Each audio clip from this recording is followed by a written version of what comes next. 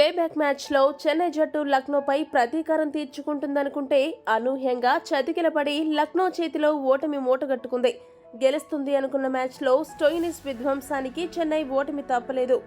ఈ మ్యాచ్లో 6 వికెట్ల తేడాతో ఓడిపోయి పాయింట్స్ టేబుల్లో 4వ స్థానం నుండి 5వ స్థానానికి పడిపోయింది.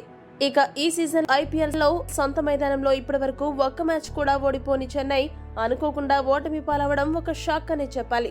రుతురాజ్ గైక్వాడ్ సెంచరీ చేసినా కూడా చెన్నై ఓడిపోవడంతో ఆ జట్టు కెప్టెన్ రుతురాజ్ మ్యాచ్ అనంతరం కొంత అసహనాన్ని వ్యక్తం చేశాడు. రుతురాజ్ మాట్లాడుతూ ఏమన్నాడంటే, ఈ రోజు మ్యాచ్ మా చేజారిపోతుందని అస్సలు ఊహించనే లేదు.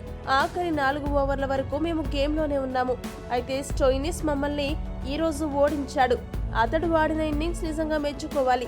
నేను సెంచరీ చేసినా ఓడిపోవడం నాకు చాలా బాధాకరంగా ఉంది. అయినా నాకు వ్యక్తిగత మైలురాళ్లపై అంతగా ఆసక్తి లేదు.